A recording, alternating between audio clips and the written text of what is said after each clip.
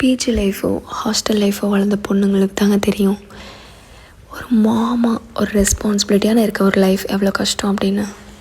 ஏன் அப்படி சொல்கிறேன்னு நினைக்கிறீங்களா? ஆமாங்க, பிஜியோ இல்லை ஹாஸ்டல்லையோ இருக்கும்போது எந்த ஒரு எதிர்பார்ப்பும் இருக்காது. நமக்காக யாருமே வெயிட் பண்ணிகிட்ருக்க மாட்டாங்க. நாம் தாங்க ராஜா ராணி மாதிரி. எந்திரிக்கலாம், தூக்கம் வருதா இன்னும் கொஞ்ச நேரம் தூங்கலாம், பசிக்குதா அங்கே சாப்பாடு இருக்கும் இல்லையா ஆர்டர் பண்ணி சாப்பிட்லாம். அதுவும் மிஞ்சி போனால் எந்திரிச்சோடனே ஃபோன் பார்க்கலாம், அப்படியே பெட்டில் ரொம்ப நேரம் படுத்துருக்கலாம் ரிலாக்ஸாக, யாரும் கேட்க மாட்டாங்க.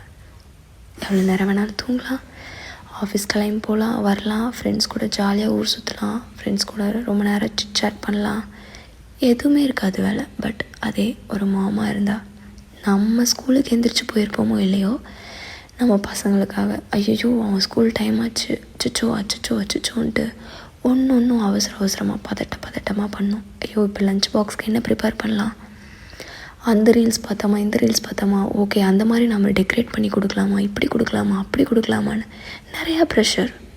No, I say no.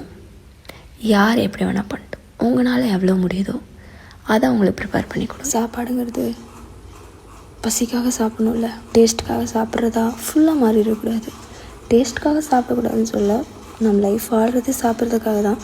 But still அவங்களுக்கு பசிக்காக சாப்பிட்றது ஹெல்த்தியாக சாப்பிட்றதுங்கிறதுனும் கொஞ்சம் தெரியணும்ல. டெக்கரேஷன் இதெல்லாம் வந்துட்டு ஓவர் எக்ஸ்பெக்டேஷனாக மாறிடும் அவங்களுக்கு. அப்புறம் இப்போதாங்க அவனை அப்படியே ஸ்கூலுக்கு ஏற்றி விட்டுட்டு சின்னவர் வந்து கேட்பாரு, நானும் ஸ்கூலுக்கு போகிறேன்னு.